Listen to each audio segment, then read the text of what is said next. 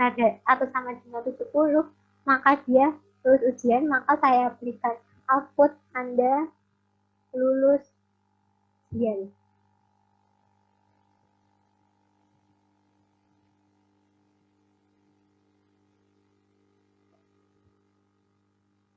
Untuk percabangan if, selesai sampai di sini programnya, karena if tidak memerlukan dua output yang berbeda, jadi kita langsung proses sekarang.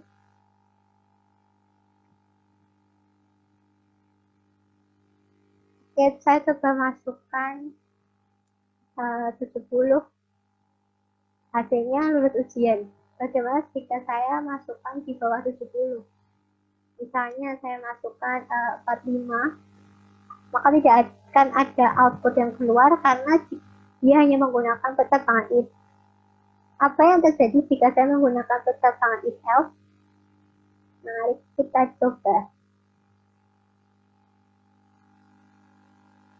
Saya akan memberikan komentar untuk memberikan penjelasan bahwa ini adalah percabangan if else. Oke. Karena tadi if yang untuk ekspresi pertama sudah saya berikan, maka sekarang yang perlu kita lakukan hanya menambahkan else atau kita tambahkan output kedua. Kita tulis saja else, lalu kita buka kurung kurawal lagi, enter.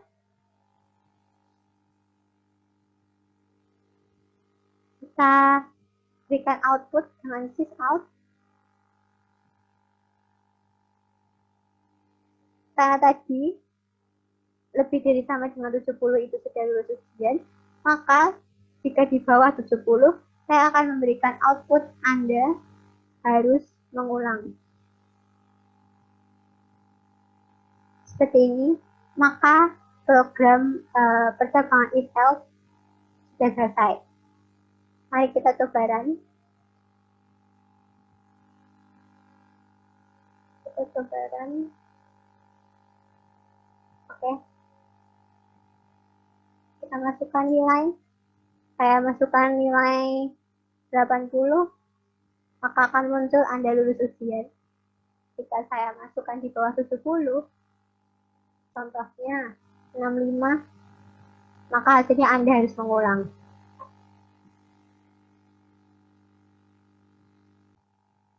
Setelah kita membahas mengenai percabangan if dan if else, mari kita mencoba untuk membuat program dengan percabangan switch.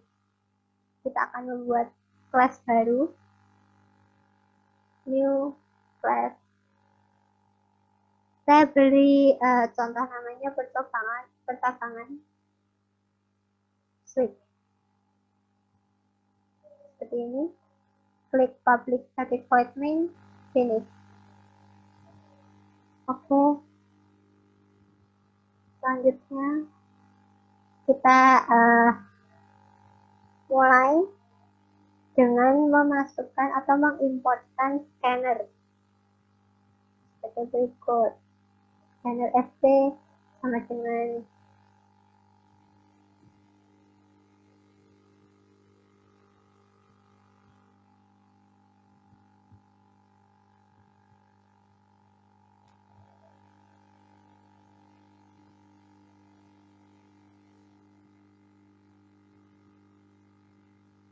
jadi kita importkan scanner hasil, lalu kita mulai deklarasikan tipe data dan variabel.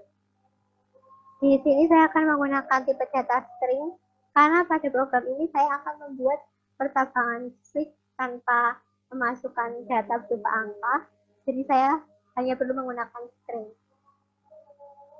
Coba masukkan string, lalu variabelnya kepribadian. Pada program kali ini saya akan membuat program mengenai beberapa macam tipe kepribadian dan apa yang menonjol dari kepribadian tersebut. Kita akan coba dengan memberikan output terlebih dahulu, sysout. Lalu saya masukkan tipe kepribadian Anda.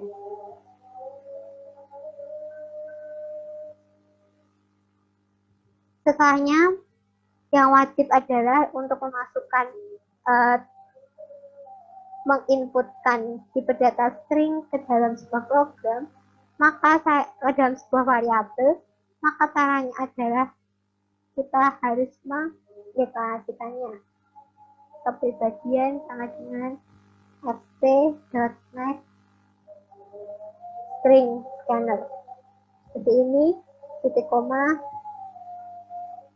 Lalu kita akan memberikan keterangan non komentar bahwa ini adalah pertambangan switch. Mulai sini akan dimulai pertambangan switch. Kita masukkan pertama kali switch dalam kurung variabel yang kita punya, yaitu kepribadian, titik koma. Jangan lupa untuk pertambangan diberikan, maaf bukan titik koma, tapi harusnya kita masukkan kurung kurawal. Di dalam switch biasanya ada beberapa case, dan di sini saya akan menggunakan 3 case yang berbeda outputnya. Case pertama, saya beri nama introvert. Titik 2, saya berikan output Anda termasuk orang yang suka menyendiri. Seperti ini. Lalu untuk case kedua, saya akan beri nama extrovert.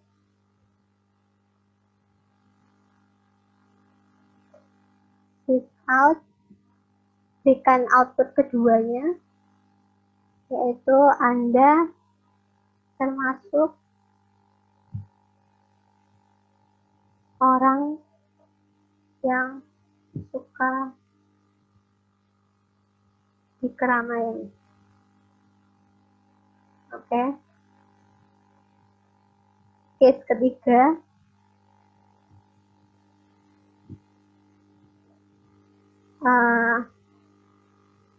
saya berikan ambivert. Oke, saya masukkan output ketiga, yaitu Anda orang yang mudah bergaul di berbagai situasi. Oke. Selanjutnya, setelah kita memberikan ketiga case atau 3 output yang berbeda seperti ini, kita perlu memasukkan default.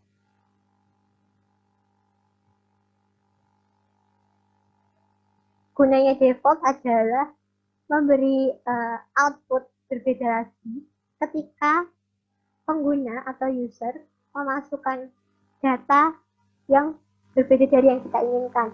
Misal di sini di dalam case kita menggunakan introvert, extrovert, dan ambivert. Tapi apabila nantinya user menggunakan data yang berbeda, contohnya misalnya di luar ketiga case tersebut, maka output yang keluar akan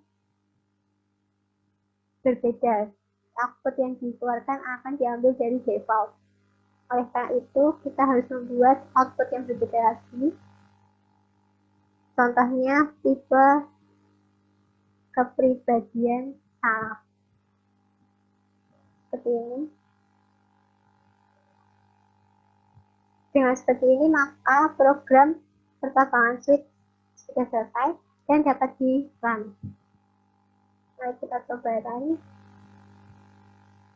Jika di-run, maka akan tercetak masukkan tipe kepribadian Anda. Sudah seperti ini, saya coba masukkan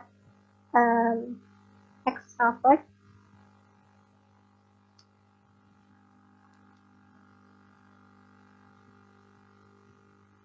Di program kali ini, kenapa hasilnya tidak memilih salah satu, itu karena di setiap case ini tidak kita beri yang namanya break. Break tadi sudah dijelaskan di materi sebelumnya. Jadi kita perlu menambahkan break di sini. Apa gunanya break? Agar berhenti. Jika di case pertama sudah benar, maka program akan berhenti. Tapi jika di case pertama belum benar, dia akan melompat dan masuk ke case kedua. Jika benar, maka sudah berhenti di case kedua. Jika salah, akan lompat ke case ketiga. Begitu seterusnya. Kita akan berikan break di sini. Break titik koma. Sama halnya di sini juga. Break titik koma. Dan sebelum default kita diberi break titik koma. Oke. Mari kita coba run. Kita coba ke Ambivert.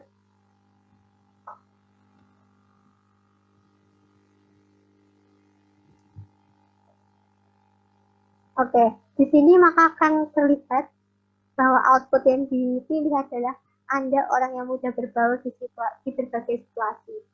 Karena output ini dihasilkan dari case ketiga, di mana ambivert, outputnya adalah Anda orang yang mudah berbaur di berbagai situasi.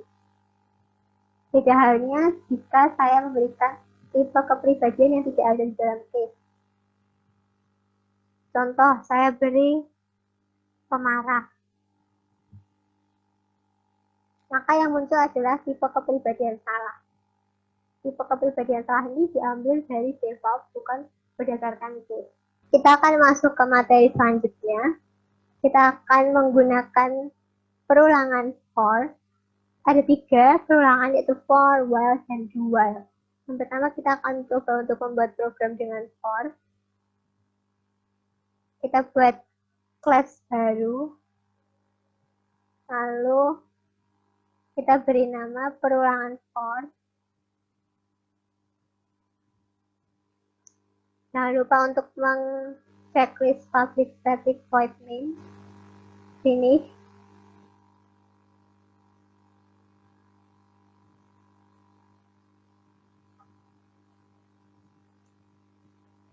Kemudian kita akan mengimport scanner. Seperti biasa ditulis secara manual saja. Scanner fc sama dengan new scanner dalam kurung system in. Oke. Lalu kita akan mengimport Java util.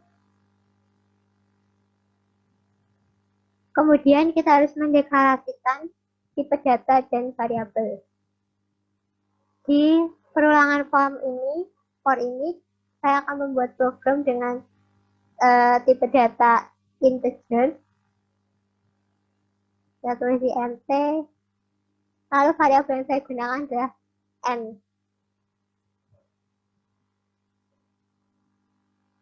Oke, kemudian saya akan melakukan output. Saya akan tulis output dengan sysout. Saya tulis berikut adalah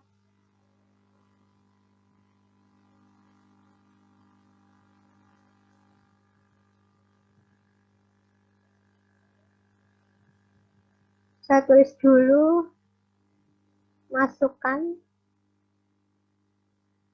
batas deret bilangan.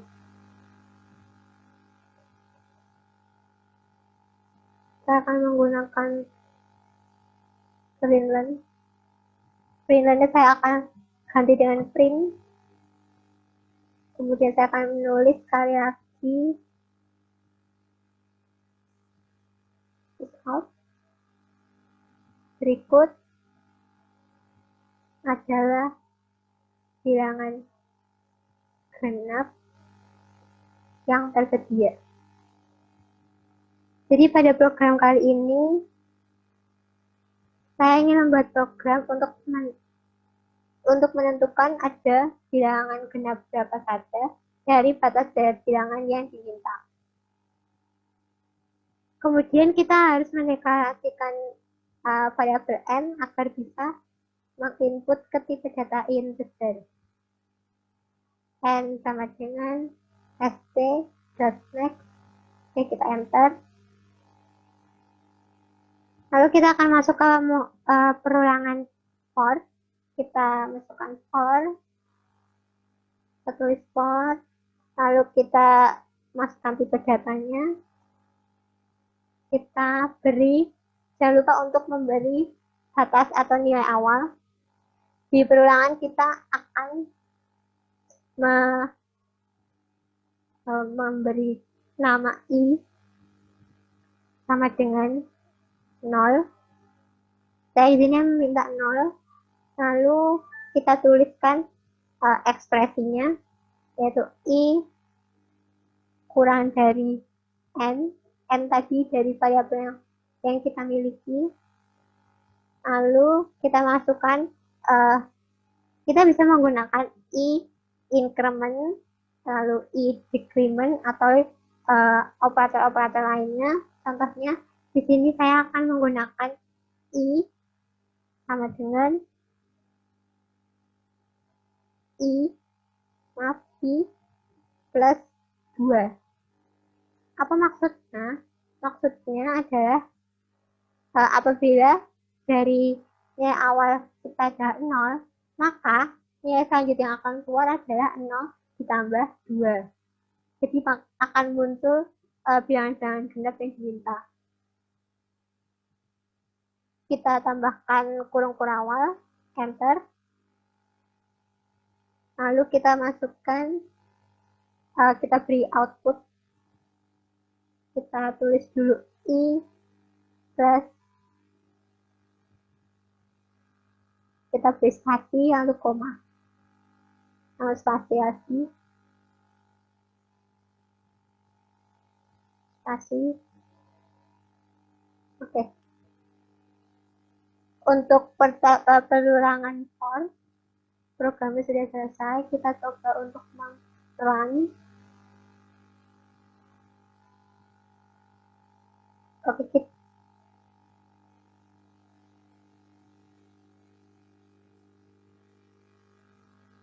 Oke, di sini karena kita membuat outputnya bukan di bawah, maka dia berbeda posisi. Kita coba untuk menggantinya. Oke, seperti ini. Kita coba run. Lalu kita masukkan batas dari bilangan yang kita mau. Misal kita masukkan 10. Ya, maka akan keluar berikut adalah bilangan genap yang tersedia. Ada 0, 2, 4, 6, dan 8. Seperti itu contoh dari program dengan menggunakan perulangan for. Program selanjutnya akan kita coba untuk buat adalah dengan perulangan while dan do while. Kita akan mendeklarasikannya apakah while dan do while itu berbeda dan apa yang membedakannya. Kita buat kelas baru. Kita beri nama perulangan while.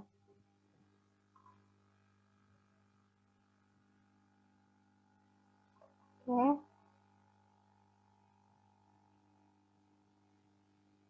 Jangan lupa untuk menginput scanner, mengimport.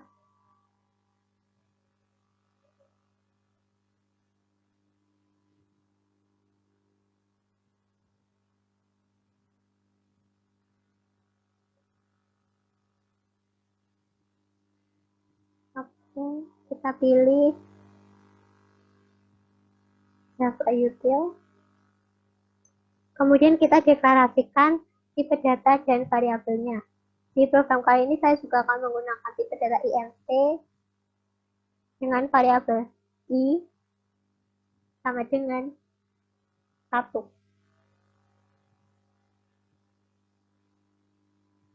Jadi maksud I sama dengan 1 adalah saya sudah mendeklarasikan bahwa nilai dari variabel I adalah batas awalnya adalah 1. Kita masuk ke perulangan while. Saya berikan keterangan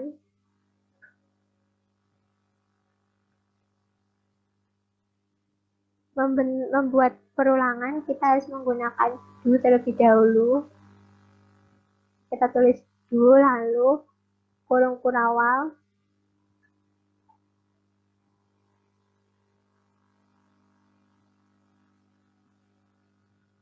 karena kita masih menggunakan perulangan while, kita hanya perlu menuliskan while dalam kurung I sebagai variabel kurang dari sama dengan 8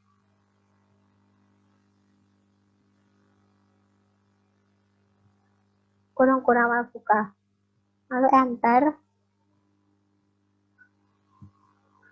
Kita berikan output dengan sysout. Kita tulis perulangan ke lalu plus I. Maksudnya adalah jika I masih kurang dari sama dengan, maka akan terus berulang sampai I sama dengan 8. Dia akan menghitung ada berapa kali perulangan. Kita coba run.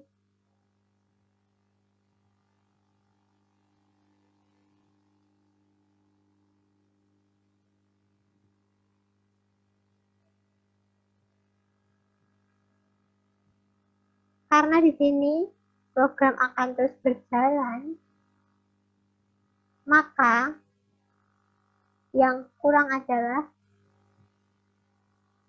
di bawah output kita berikan I increment titik koma. Artinya setiap I akan ditambah 1 sampai dia menghasilkan kurang dari sama dengan 8. Kita coba run.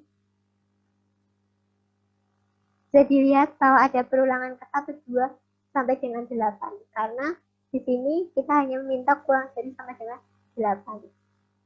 Apa bedanya jika kita menggunakan do while? Perbedaannya hanya ada di bentuk penulisan program dan pengecekan. Untuk while, pengecekan ada di awal, sedangkan di do while, maka akan ada pengecekan di akhir.